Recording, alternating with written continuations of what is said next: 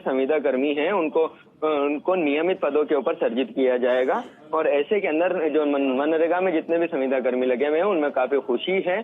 उनका यही कहना है कि एक लंबे संघर्ष के बाद उनको ये जीत मिली है। क्योंकि अगर बात की जाएगी पिछली सरकार की, तो पिछली सरकार के समय में नरेगा कर्मियों ने लगातार आंदोलन किए, कई आंदोलन चले, कई स्तर पर आंदोलन हुए और उसके बावजूद भी इनको सफलता नहीं मिल सकी थी। लेकिन अब भजनलाल सरकार के अंदर अब इनको नियमित करने की प्रक्रिया शुरू हो चुकी है और उसकी प्रशासनिक स्वीकृति भी जारी हो चुकी है। फिलहाल एक राहत की खबर है और बड़ी खबर है उन लोगों के लिए जो काफी दिनों से संघर्ष कर रहे थे अपनी मांगों को लेकर। जी जियाउद्दीन, तो अब तक क्या अड़चनें आ रही थी जो ये नहीं हो पा रहा था? देखिएगा, चूंकि जो राजस्थान सरकार की ओर से जो संविदा नियम 2022 बनाए गए थे उनके तहत इनके तहत पत्रावली मांगी गई थी, संविदा कर्मी की जानकारी मांगी गई थी।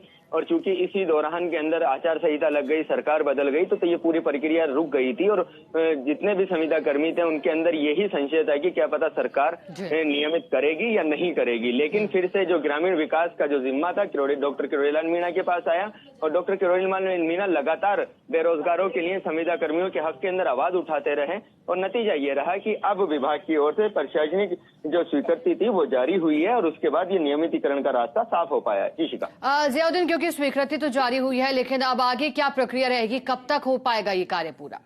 देखिएगा, प्रशासनिक स्वीकृति जारी हो चुकी है। अब जो प्रक्रिया है वो पूरी तरह से शुरू हो पाएगी और इस प्रक्रिया के अंदर जिस तरह से इनके वेरिफिकेशन किया जाएगा, नियुक्ति दी जाएगी, पद स्थापित किए जाएंगे और अलग अलग जगहों पर इनको नियुक्ति दी जाएगी। फिलहाल जो प्रक्रिया है अब जल्द ही शुरू हो जाएगी और उम्मीद ये लगाई जा रही है कि लोकसभा के बाद इन तमाम लोगों को नियमित पदों के ऊपर सर्जित कर दिया जाएगा। जी बिल्कुल, और अब पंख लगे हैं संविदा कर्मियों को क्योंकि नियमितीकरण की राह खुल गई। शुक्रिया।